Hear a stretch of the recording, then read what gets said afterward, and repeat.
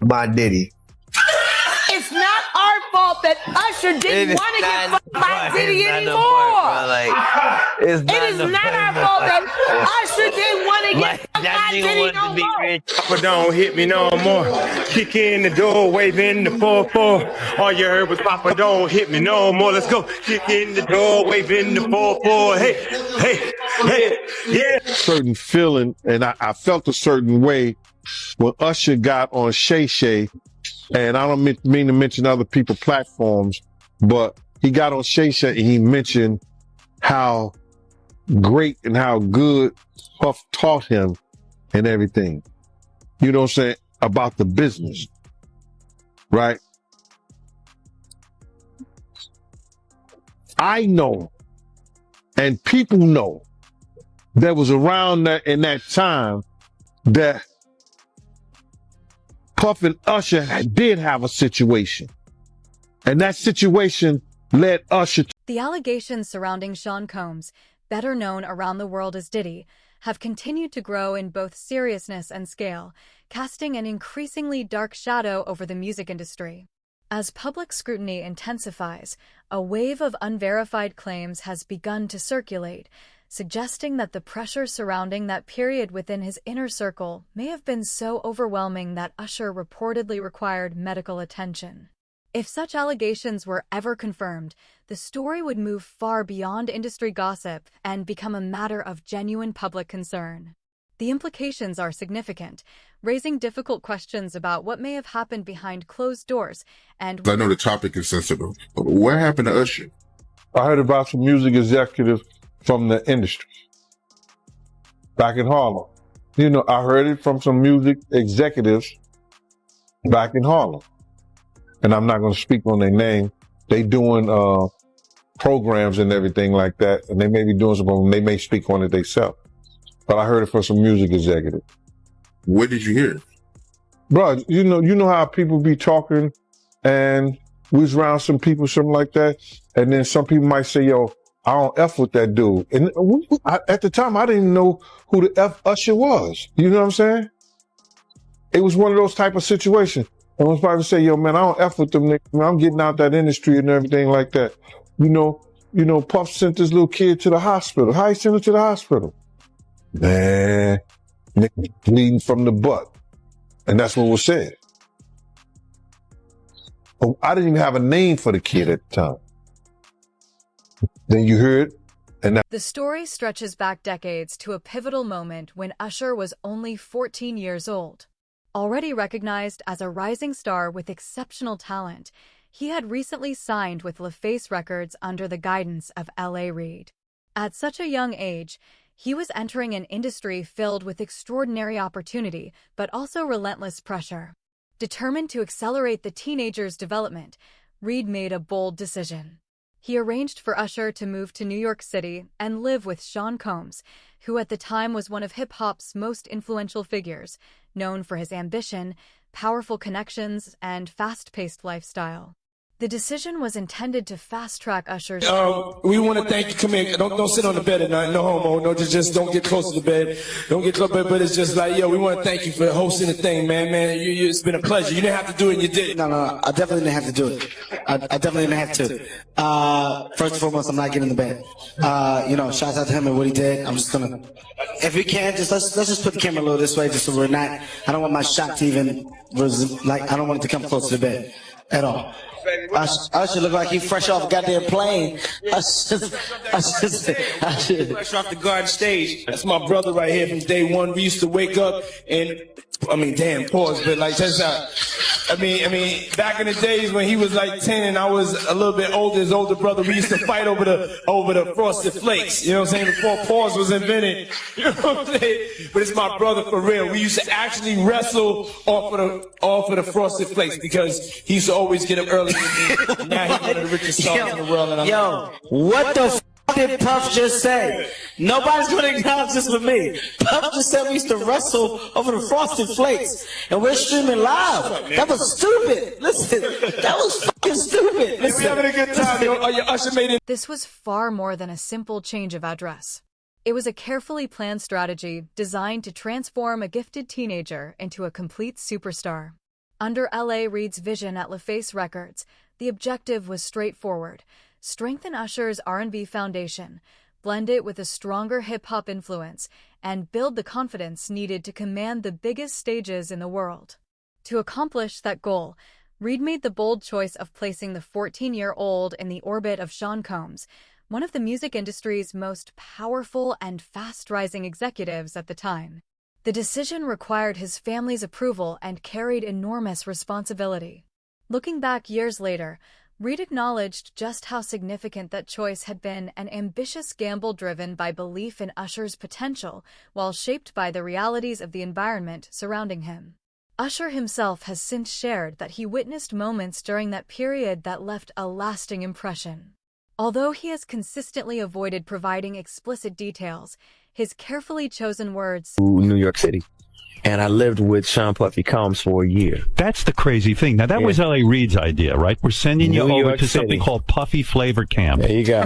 To learn Flavor Camp? Yeah, Flavor that's what it Camp. was called. And you're going to go to Puff Daddy's. He's going In the 90s, do you understand what that's like? Puffy's place was like just filled with chicks and orgying like nonstop, right? No, not really. I Come mean, on. but there, hey, it was curious. I got a chance to see some things. Yeah, but you were 13. What were you I seeing? went there to see the lifestyle, Right. And I saw it, and it was. But I don't know if I could indulge and understand what I was even looking at. It was pretty wild. It was, So nobody it was crazy. tried to, some woman didn't come along. I didn't say that. Okay. I didn't say that. What I did say is that there were very curious things taking place, and I didn't necessarily understand it. Biggie Smalls was there. Biggie Smalls was there. Lil' Kim, Craig Mack. All these people all are of hanging around. Yeah, man. Faith Evans, your parents Jodeci, were Mary okay? J. Blige. They didn't know nothing about this shit. Oh. I was having a good time. You know what I mean? Does he have you doing any chores? Are you doing dishes at all? I mean, to keep you humble somewhat? Or are you just like, can you stay up till 4 a.m. with them and party? I mean, I could. I actually stayed up longer than this. And do you have money? What's going on? I mean, I had like per diem. You know, I had like, What like a a living. life. Yeah, it's pretty crazy. 14 years old. You're a dad now. Would you ever send your kid to Puffy Camp? Hell Despite the controversy that has since surrounded that period, it was publicly presented as a creative success. L.A. Reid later maintained that Sean Puffy Combs accomplished exactly what had been intended by helping refine Usher's artistry, strengthening his R&B sound with a sharper hip-hop influence, and shaping the style that would soon dominate the charts. That chapter became a defining turning point in Usher's career, accelerating his evolution from an exceptionally talented teenager into one of contemporary R&B's biggest stars, and laying the foundation for the worldwide superstardom that followed. Yet, even while the artistic achievements remain undeniable, larger questions continue to linger. What was the true price of that transformation? And in building a global superstar, did that experience also expose him to influences and realities far Bieber for a minute, and his management was backing him off. But it wasn't until Usher took over management and had guardianship and gave temporary guardianship to the diddler for 48 hours. Think about that. He had already been to the hospital. That situation that Gene was talking about. And you still took Bieber there. But you got custody of him first. Diddy had already tried. They wouldn't let him. Actually, someone made reference to the fact that Diddy trying to get at Bieber the way he was trying to get at Bieber was looking a little predatory. And then Usher came in and discovered it and managed him and got custody of him and promised to look after him. And then he sent him to the diddler. Does that sound like a good guy? It's horrible. It's horrible. Does that sound like a good guy? Now that we know what Diddy's really like. They're not seeing what the intentions was in his heart when he took Justin Bieber there. Oh. Let's be honest. He took Justin Bieber there. The pattern, according to many observers, did not stop there. Widely reported accounts state that L.A. Reid first met Justin Bieber when the future pop star was only 14 years old after being introduced by Usher. In his 2016 memoir, Reid recalled that Usher strongly encouraged him to pay close attention to the young Canadian, describing him as a remarkably talented performer with extraordinary potential. At the time, it appeared to be another familiar story within the music business, an established artist opening doors for the next generation. Looking back, however, that introduction marked the beginning of Bieber's remarkable rise to international fame while also placing him within the same demanding and by a manager. His name's Scooter Braun. Flown out to Atlanta just to meet with him and meet different producers and different people. I was actually going to meet Jermaine Dupri at his studio. And who rolls up? Usher in his Range Rover. It rolls up. And I was like, is that who I think it is? And Scooter was like, yeah. And so I ran up to him. I was like, Usher, I love your songs. You want me to sing you one? And he was like, let's just go inside, little buddy. It's cold out. So the politest possible way he could say no, he did. And I was like, wow, he just turned me down. And I was a little disappointed. He had to go into a studio session, so I was like, whatever. And a week later, he actually watched my videos with my manager and was like, oh my gosh, why didn't I let him sing? So flew me back to Atlanta where I got to meet him again, and he wanted to sign me. But there was something else. Justin Timberlake, right? Yes, Justin Timberlake also wanted to sign me. It was like kind of like what happened was Justin Timberlake and Usher both went into a ring and boxed it out. And the outcome was Usher. I think it was in 2009. But his journey had actually begun several years earlier when talent manager Scooter Braun discovered videos of the young singer performing cover songs on YouTube at the age of 12. Impressed by Bieber's natural ability, Usher stepped forward as an important mentor and personally introduced him to L.A. Reid. That meeting eventually led to a recording contract with Island Records. In his 2016 memoir, Reid recalled immediately noticing Bieber's calm confidence and natural presence when the 14-year-old walked into his office in 2008, believing almost instantly that he was looking at a future star. At the time, it felt like the beginning of another remarkable success story. In hindsight, however, some have questioned the realities of the demanding entertainment industry Bieber was entering and whether those guidelines You say a man that groomed you, you gonna give him a pass. Bruh, you know I know. Let me reframe you on something. Remember Usher? We was at the Swiss Hotel. Puff had Kim in the room.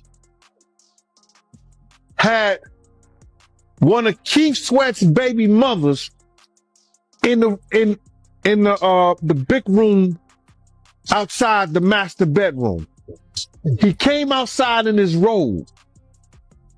She gave him a fellatio right there. His back was turned to me. She gave him a fellatio. You knocked on the door. I came and opened the door for you. Puff went in the room. You came in the room and kissed that girl dead in her mouth. Now I'm telling that because you taking up for somebody that you know and a lot of more people know didn't do you right. When Justin Bieber entered the room, he wasted no time demonstrating his talent. He walked directly to the piano, began singing, then picked up a guitar and performed with the confidence of someone far beyond his years. Standing beside him, Usher proudly introduced the young artist. As L.A. Reid later wrote in his memoir, the reaction was immediate. It wasn't simply Bieber's voice that stood out, it was his confidence, his stage presence, and the effortless way he commanded attention. Convinced he was witnessing something truly special, Reid quickly moved to sign the 14-year-old. After navigating parental approval, he welcomed Bieber into the label, even noting details such as the now-famous hairstyle that became part of the singer's early identity. Beyond technical ability, Reid believed Bieber possessed a rare charisma and an intangible spark that many performers spend years searching for. Me plus you, I'ma tell you one time. I'ma tell you one time, when I met you, come on. Wow. I ain't gonna stop you like that, but this is only a tease. Ladies and gentlemen, introducing to you, Island Def Jam recording artist, Justin Bieber. It's getting ready to go down. Just so you know, we're in the studio right now working on it. Get ready because it's gonna be big. Ain't that right, Justin? That's right. That's right. So look. During those important early years, Usher became closely connected to Sean Combs, who took on a mentoring role during a critical stage of his career. Yet behind the image of success, opportunity, and glamour, the reality appeared far more complex than many people realized. Various accounts have suggested that Usher was exposed to aspects of Combs' private world that very few outsiders ever witnessed. Those reported experiences have since cast a lasting shadow over that mentorship, And he told a story about how he went to Diddy house with mates. Yeah. And he fought the dildo in the sink. I think that was crazy. I think that was out of, and then Mace said that was Puffs. I think he said Mace said that was Puffs, but Mace was in the bathroom with it. I don't know what that was all about, man, but that was real weird to me. That was crazy. Crazy, man. But before we get off of that, right, I remember you told me a while ago that, you know, Mace, he used to live with Diddy, and he know a lot of stuff about Diddy that a lot of people don't know. Man, it's a lot of stuff that Mace and Usher know that they ain't telling about Diddy. There's a lot of stuff that they know. Can you imagine, bruh? Can you really imagine? What you mean by Usher, though? Usher used to stay with Diddy, too, when he was younger. And this was years ago. So the locks ain't got nothing to do with what I'm saying. This the kind of... Man, listen here. It's crazy. Yeah, that is crazy. But I want to talk about this lawsuit by Gunn, right? And I want to get your opinion on it. It's a part in this lawsuit where she alleges that she was at a dinner with Neo, Usher, and Jimmy Iovine. And Diddy, he punched Cassie in the stomach and no one did anything. How you feel about that? They were part of the dinner and they watched Cassie get abused in front of... Puffy abused Cassie in front of them. And neither one of those men...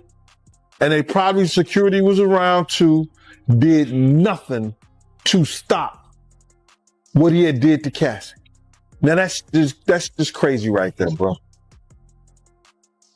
That is just crazy. Usher probably got a daughter. Neo probably got kids. I don't know.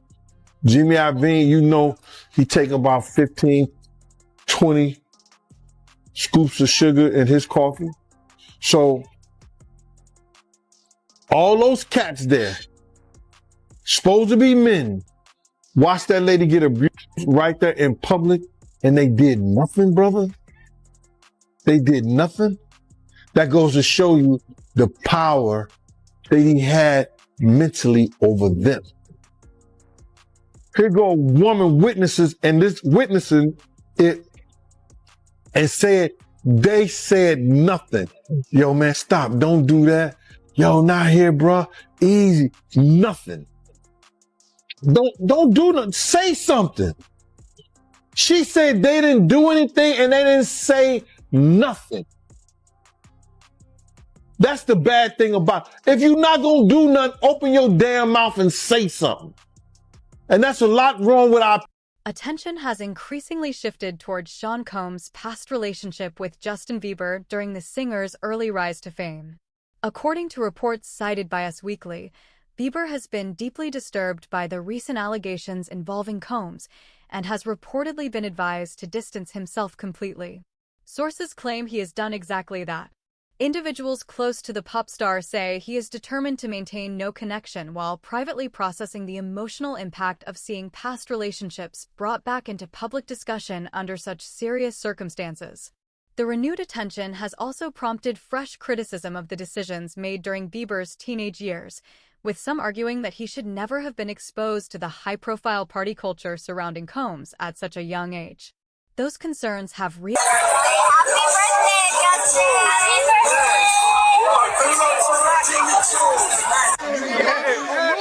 Welcome to the family, John!